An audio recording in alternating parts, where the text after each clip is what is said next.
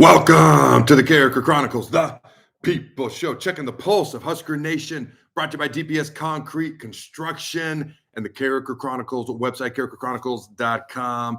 DPS, your local concrete experts, carrikerchronicles.com, where all your Husker sports hopes and dreams will come true. Ladies and gentlemen, it's just science. I wasn't planning on doing a show today. I was going to do a show on Sunday or Monday, and I'm like, man, I got so much to talk about. But every time I turned around, there was breaking news. We added the Sun Belt defensive player of the year for the Sun Belt Conference. That's a big deal. Thomas Fidone enters the transfer portal. Big deal. Ed Foley's out as a special teams coach. Big deal. Nebraska Basketball. Man, ranked teams don't want to come to Pinnacle Bank Arena and play the Big Red. They smash. Well, it was a pretty competitive game, but they beat UCLA convincingly, had a 13-point lead at one point inside Pinnacle Bank Arena today. So much to talk about, ladies and gentlemen. If you're like me and you're excited about what's going on with Husker sports, Nebraska's transfer portal class, we have the #1 transfer portal class in the Big Ten Conference. All right. And I believe the last time I looked, the #8 transfer portal class in the entire country. Smash the like button. Also, if you're just excited that we have the chance to have 3 really good coordinators, with all due respect to Ed Foley, I feel like the upside for our special teams is now significantly higher. And you're excited to have 3 of the best coordinators in the country, all on one staff. All right. Depending on who we hire, special teams coach, and smash that like button. If you haven't done so yet, as always, make sure you subscribe, ring that notification bell, because much like this show, you never know when a show is going to freaking happen. I do have an off-season schedule in mind. Haven't narrowed it down exactly when that's going to be. I'm thinking Tuesday evenings with any necessary gut reactions in the meantime. But we'll see how that unfolds. All right. But make sure you subscribe, ring that notification bell so you don't miss any of the stuff we're putting out here on the Carriker Chronicles. Let's start right off the top. And as always, send me your questions, your comments. I'm like a vet now. This is my second time ever going live on YouTube, so I might have an idea of what to expect. I don't know. We'll see. We'll have some fun here. All right. I see a whole lot of Go Big Reds, a whole lot of hi Carriker, hi Ryan. Hey, you want to say hi to each other in the chat? That's cool too. No problem with that. But let's start right off the top. Ed Foley. All right, I'm going to get to the big transfer portal, actually 2 big transfer portal additions that I have not spoken about just yet. We added another wide receiver from Kentucky about 4 days ago to our roster.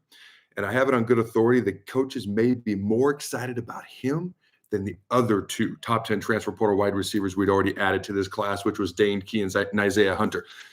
We're going to get to all that. But let's start with Ed Foley. I've talked about the struggles for special teams for a long time. I've talked about the stats and how ugly the punt returns were, 4.7 yards per return, how the field goals, we couldn't even do simple things like snap, get the hold, the kick, basic things like that. We don't need to get into all that. Okay. The man's had a phenomenal career. Matt Rule loves Ed Foley. There is a chance he may stay on in another role, another capacity, but he's out as a special teams coach right now. I'm just going to throw a name out there. I'm going to shock you with this. I want Bill Busch. Do I think it's going to happen? No, I don't. I have enough information to know that I would be pretty shocked if Bill Busch was the next special teams coach. But that's what I want to happen. But we'll see what happens and who they hire, who they bring in. Do they keep Ed Foley on in another capacity, in another role? All right, here at the University of Nebraska going forward, because I know Matt Rule does love Ed Foley, but he had to make a change to the special teams coordinator. I just didn't see how you could keep him on. I told you, my gut said he just might stay because Matt Rule loves him so much, but my head says my gut is not thinking straight. Well, Ed Foley's out. I wish him nothing but the best. We now have the opportunity to have the best offensive coordinator in the country. I think the best offensive coordinators in the country are Dana Holgorsen, Chip Kelly. Holy smokes, Ohio State. Wow, are they rolling people. Nobody wants to play them right now. And I'm talking some NFL teams don't want to deal with them right now. I'm joking. But I predicted Ohio State, Notre Dame to be in the national championship before the college football playoffs started, by the way. We'll see what happens. It's a possibility. Maybe Penn State, Ohio State, all Big Ten final. That'd be pretty sweet. Make Paul Feinbaum talk about that. See what he's got to say, but I digress. Okay. Where was I? Oh, yeah, offensive coordinator. I think the best offensive coordinators in the country are Dana Holgorsen, Chip Kelly, and Gus Malzahn, who was the head coach at Auburn and with Cam Newton when they won the national title, went to UCF, and now he is the Florida State's offensive coordinator. Florida State's got a loaded coordinator room. Gus Malzahn's the OC. Tony White's the DC. Nebraska's got loaded coordinator rooms right now. We'll see what happens with the special teams coach. But you got a guy with the experience of John Butler, and I liked what I saw in the bowl game. I like the athleticism, the speed we've got at our linebacker core. Brought in some big bodies up front on the D-line. We're very young. We're very inexperienced, except for the guy I'm going to talk about here in a minute, who has a ton of experience, over 2,500 career snaps throughout his college football career, but I'll get to him in a minute. We have the chance to have 3 really good coordinators, which will allow Matt Rule to be a head coach and a CEO and run the business that is now Nebraska football. Okay, so when you think about John Butler and all his experience as the D coordinator, Dana Holgorsen, who's easily one of the top 3 offensive coordinators in America, maybe top 2, maybe the best. He might be the best. Okay, and who we might be able to bring in as special teams coordinator is going to be a whole lot of fun to see how that process unfolds and have 3 phenomenal coordinators here at the University of Nebraska. The best coordinator possible trio we've had maybe, I don't want to say ever, but in a long time. Okay, so I'm excited about that. I'm going to throw Bill Bush's name out there. I don't expect it to happen at all. I just wanted to. Can I have Christmas twice? Because that'd be great. All right, we're going to move quickly here. The next thing, and this was, when I saw this, I was like, holy crap, our transfer portal class has a gaping hole right now. And I'm going to get to that in a minute. We got a gaping hole in the transfer portal class. But outside of that hole, it is a phenomenal class. There's a reason it was top 10. Now it's number 8 in the country, number 1 in the Big Ten. We just leapfrogged Wisconsin with some of the news from the past 4 or 5 days in our transfer portal class. But Nebraska today added Georgia Southern linebacker, the Sun Belt Conference Defensive Player of the Year, a guy with some athleticism, a guy with a ton of experience, which, by God, we've got athletic, speedy guys on defense right now. We just need some experience. He brings it. Over 2,500 defensive snaps he's played in his career, 363 career tackles, okay? And as I mentioned, the Sun Belt Conference Defensive Player of the Year. It's a guy who's going to come and make an impact and start and help and make Nebraska a much better defense right now, the instant he steps foot on campus. All right, Caden Rhodes wants to know, what are your thoughts on the O-line for next year? Oh, that's the gaping hole I'm getting to. Don't worry. Send me your questions, your comments, your thoughts, your concerns. I want to get to them. The O-line needs some help, but I'm going to get to that in just a minute. Okay, let's see. Let's learn some more about my new favorite Nebraska linebacker, Marquise Watson Trent. I don't know if I said his name yet. He is 6 foot, 225 pounds. Like I said, fast, athletic. Okay, had 358 career tackles, 6 sacks. All right, 6 forced fumbles, and 2 INTs. All right, he's got 1 year of eligibility left. I should mention this real quick before I come back to the transfer portal, another transfer portal edition, this transfer portal class as a whole. And I'm going to break down the class a lot more, probably on a show on Monday, I think. Probably Monday. Okay, Thomas Fidone, some guy named Adam Carriker put this out. I wasn't the one that broke it, but I just wished him the best. Okay, Thomas Fidone's entering the transfer portal. I wish him nothing but the best. I know he had a very up and down time due to injuries, 2 major knee injuries. Okay, and he just wasn't quite the same. He worked his butt off. He worked hard. He was motivated. He wanted to prove certain people right, and he wanted to prove certain people wrong, frankly, to be honest with you. I wish him nothing but the best. Surgeries and injuries, especially the same ones to the knee, more than one, or one is tough, but more than one is incredibly tough. So I wish him the best as he enters the transfer portal. But you got guys like Heinrich Haarberg, Luke Lindenmeyer, who the coaches love, okay, at tight end. You could kind of – I've known he was going to enter the portal for a while, but it wasn't my news to break. Okay, I was just kind of like, when's it going to break? Today's the day, along with a lot of other news as well. So I wish him all the best. This was a top 50 recruit in the entire country, the number 1 tight end in the entire country when he came out of high school. Brock Bowers, 13th overall pick in the NFL draft last year with the Raiders, was the number 2 tight end coming out of high school in the country. So that's how the kind of talent that Thomas Fidone possesses. Wish him nothing but the absolute best. All right. Let's talk about another transfer portal edition. Jalen Lloyd, as we all know, entered the transfer portal a week ago. But this guy, whether Jalen Lloyd was on the roster or not, the coaches were going to add him. I have it on good authority. They are just as excited about him as Dane Key or Isaiah Hunter, and possibly even more excited. 17 years old. All right. Let me see. Hardly Gilmore. Okay. 17 years old. Another Kentucky wide receiver. Obviously got the Dykel Shorts, D Shorts connection with Dane Key and with Mr. Gilmore here. I will say this. Best of luck to Jalen. He only played 3 snaps in the bowl game. Okay. And 2 years ago, if you remember, Marvin Harrison led the entire Big Ten Conference in yards per reception. Number 2 is Jalen Lloyd. Okay. I think he's got some things to refine in his game beyond just the big, deep, speedy threat that he is, but I wish him the best in all that. But Mr. Gilmore was a 4-star recruit coming out of high school at IMG Academy. Okay. He turned down offers to Alabama, Georgia, Ohio State, Michigan, Penn State to go to Kentucky. He got hurt a season ago, A little bit of a collarbone injury. He's fine, going to be fine. Played in 7 games. He averaged 26 yards per reception, so he was just as explosive as Jalen Lloyd. Okay, and there's a chance he may start come game 1 next year. We'll see. I mean, it's a loaded wide receiver room right now. I mean, you got Ja'Cory Barney, Dean Keene, Isaiah Hunter. You got Gilmore here. I mean, my goodness gracious. It's a really loaded wide receiver room. All right. Let's see. I want to get to a couple questions before I move on. Spend the money. All right. Vader Prime says, spend the money on the best you can find. Special teams will win and lose you games in the Big Ten. Preach. Amen. Hallelujah. I'm the choir. You're preaching to me. Did you watch Notre Dame and Georgia? Notre Dame is a team that runs the ball, plays great defense, great special teams. The kickoff return for a touchdown to start the second half sealed that game. Georgia knew it was over. Now, they went down and scored, but they were done. Special teams is an equal 1/3 of the game. I think people say that, but they don't really believe it. Well, it's not on the field that much, but it's 1/3 of the game. No. If you start the ball on offense with your drive at the 30-yard line versus your own 10, that's huge. Okay, you literally don't have to be as good on offense or defense. What if your opponent starts at their 10 versus their 30? You literally don't have to be as good on offense or defense if you're that much better on special teams. And if you're that much better on offense and defense, you're that much better as a whole. It's literally 1/3 of the game. I would completely and utterly agree with that. One final note on the transfer portal, and I do want to move on because I'm going to dive more in depth into this transfer portal class and a coach in a show in the near future. All right, ex-Washington State star offensive tackle. All right, Fa'ili Famoa is expected. I haven't heard anything final yet. Hopefully we can change his mind. All right, is expected to transfer to Wake Forest. Famoa, the number 2 ranked transfer portal offensive tackle this cycle, visited Nebraska, LSU, and Michigan, but is ultimately set to reunite with former Washington State and new Wake Forest head coach Jake Dickert. And I had somebody text me when they saw this, how are we losing players to Wake Forest? It's a good question. How are we losing players to Wake Forest? But he's got his former head coach from Washington State at Wake Forest. That's probably a huge reason if he does indeed end up going there.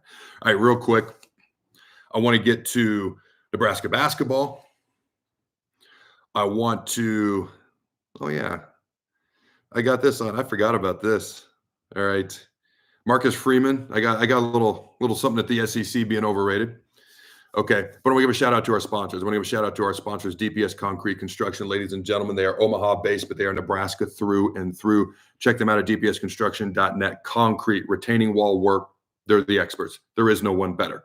If you need this type of work done, go to dpsconstruction.net. If this is the type of work that you do, go to dpsconstruction.net, find employment, work for a great guy, a great boss known as Jason Armstrong. He owns several companies. He's very successful in all these things, and it's because he does a good job.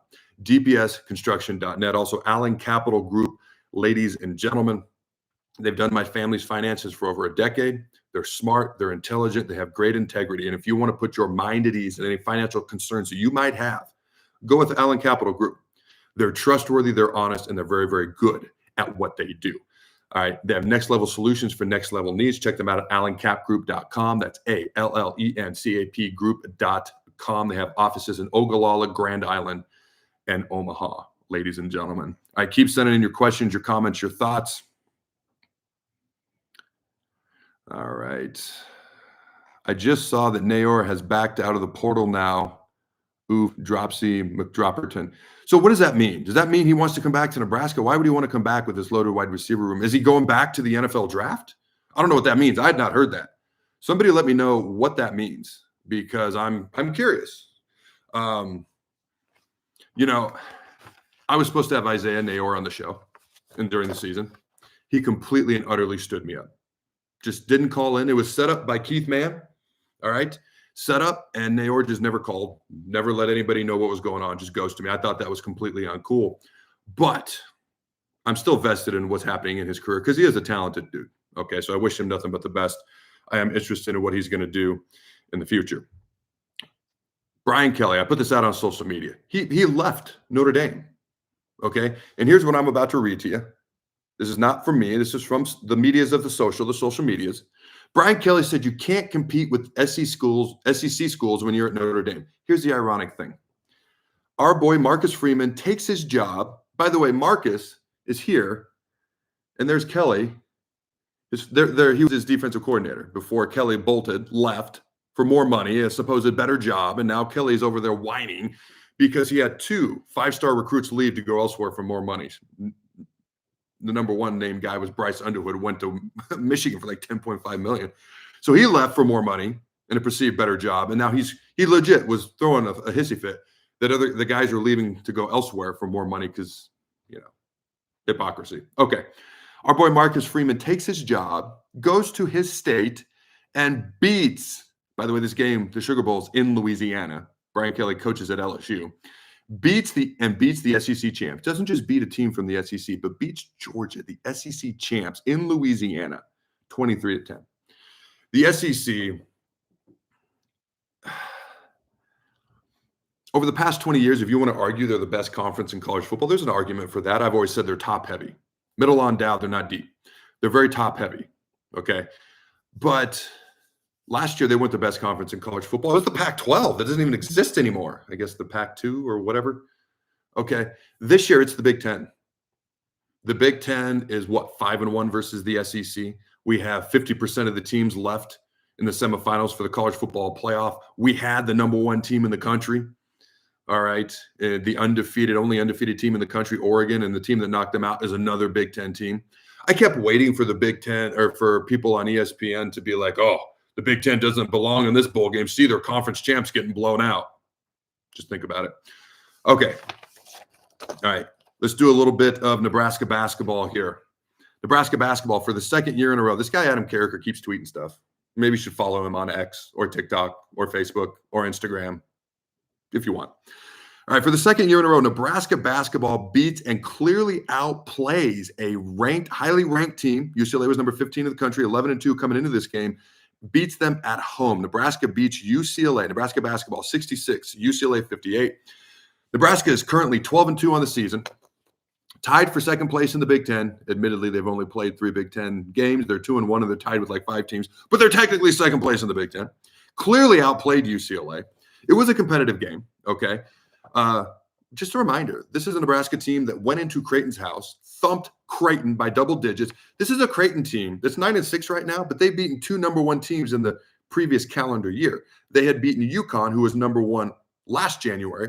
Then they beat Kansas earlier this fall, who was number 1, and they beat them both by double digits. And Nebraska went into their house, beat them by double digits. Now, they just won the tournament championship, talking about the Huskers, in Honolulu, Hawaii on Christmas Day. They held UCLA to 14% from beyond the arc. Sam Hoiberg is so fun to watch. He's like the Energizer Bunny out there. All right, the coach's kid. Sometimes when you got a coach's kid, oh, they're entitled, they're lazy. He's none of those things. He is the Energizer Bunny. He is the spark plug. And I loved it. I loved watching him play, and he is fun to watch. All right. Bryce Williams led the Huskers with 16 points. Andrew Morgan led the Huskers off the bench with 12 points. Connor Essegian had a rough day with only 2 points. I'd have to go back and double check that. He had a rough day. It's going to happen. Shooters have bad days. Nebraska found a way to still win. Still found a way to win. All right. Like I said, people don't want to play the Huskers in Pinnacle Bank Arena. They just don't want to do it. All right. Let me get to some of your questions, comments, thoughts, concerns, and or otherwise. Tracy W. Now that all conferences can pay their players, the SEC has lost their advantage. It's fair. Everybody, I mean, let's be real. There was tampering. There was illegal stuff always going on. Some schools did it more than others. Okay. When I was in the league, I remember a particular day, it happened more than once, a particular day where there was a group chat in the locker room, just kind of started out of nowhere, and everyone went around sharing what they were paid in college, which you weren't supposed to be paid in college back in 2007. I had no stories to share. I was kind of offended. I was like, was I not good enough to be offered something? Like, I was kind of offended. Like, almost everybody else had a story of something they were paid or offered. I'm like, I must not be good enough to be offered anything. Nebraska's just a clean school. It's a clean program. But here's what I'll tell you. Of the players in that circle that were talking about what they had received in college, almost all of them were from the SEC. All right. The other thing is NIL and transfer portal. Like Georgia this year, guys aren't going to sit on the 3rd and 4th string or even the 2nd string. They're going to go somewhere else where they can play right away. So as the season progresses, especially now where you have to play 15, 16 games to win a national title, that depth isn't what it used to be. The talent's more dispersed. Again, the SEC isn't the best conference in the country this year. They weren't the best conference in the country last year. It was the Pac-12. The Pac-12's best all-time season was their last season. And if you want to argue they're the best conference over the past 20 years, there's an argument to be made for that. But I would still say it's top-heavy. It's always been top-heavy. All right. What else we got here in the questions, the comments?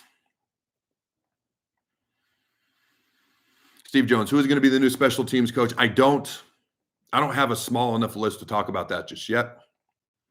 IR Husker says we need a running back. I mean, that's a fair point. Quentin Ives, obviously you got Emmett Johnson. Okay, I do think another running back for a nice little 1-2 punch would be good. I would like that. Oh, I almost forgot. The gigantic hole in our transfer portal class. We're going to end on this. Is the offensive line. So I mentioned, all right, that Falili Famoau is probably going to go to Wake Forest. Maybe that changes, and by God, I hope that changes. We need some guys up front to block. Our offensive line has not lived up to its potential in a long time. It starts with coaching, okay? That's on Donovan Raiola to get more out of those guys. We have big guys. We have highly recruited guys. Turner Corcoran, highly recruited. Bryce Benhart, highly recruited. A lot of these guys are very highly sought after. We need to get more out of them. We also need, we're going to be losing, okay? Bryce Benhart, Ben Scott. Who knows what Corcoran's status is for next year? Who knows what Prohaska is? Gunnar Gatula is going to be back, obviously. Justin Evans-Jenkins is going to be back. Henry Letowski, who I think ended up starting a year earlier than they had intended because Micah Mazuka was unreliable. We need some help up front. We need an offensive tackle. We need an interior lineman, and it's not even negotiable. We have to have an interior offensive lineman. Justin Evans-Jenkins can go to center if we bring in a guard. He can go to guard if we bring in a center, and we need an offensive tackle. If we get those two things, the offseason national championship will be real. It will be. Right now, I'm excited, and for good reason. Some of the guys we brought in, that linebacker core is going to be fast and athletic. We've got speed and athletes all over the place on offense. We got depth at quarterback, a little bit more depth at running back, and offensive line. By God, we need those. All right, ladies and gentlemen. As always, check out CarrikerChronicles.com. You don't know when a show is going to drop. It'll always be on the website. We're covering women's basketball, men's basketball. Wrestling is top 5 in the country. I believe number 4 in the country. We got baseball and softball coming up. Track. My own daughter is going to go compete at nationals in track this year. She's qualified for 8th grade nationals in track 2 years in a row as a 6th and 7th grader. She couldn't go because softball, et cetera, et cetera. She qualifies this year again as an actual 8th grader. She's going. So we're going to be covering a lot of this stuff, ladies and gentlemen. Soccer is big in my house, Nebraska soccer. All right, CarrikerChronicles.com. Here are my questions for you fine folks at home. Number 1, are you legit excited about this transfer portal class? I'm not talking about the obligatory off-season red Kool-Aid. I'm like legit excited, especially if we get an O-lineman. Let me know yes or no in the comments below. Number 2, will we get an O-lineman? Or 2, we need 2, yes or no. And number 3, is this the best Nebraska basketball team you've seen in a while? All right, let me know yes or no, ladies and gentlemen. All right, until next time, go Big Red. And always remember to throw the ball.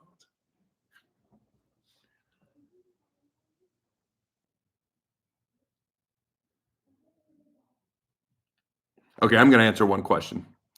Ardwin, wait, this is the first time hearing about Fidone. Is this true or just speculation? No, Fidone is going. He is in the transfer portal, and I have known for a while. Like I said, it wasn't my news to break. I think it's best for him, and I think it's best for the team, honestly. All right, now the show's over. Go Big Red.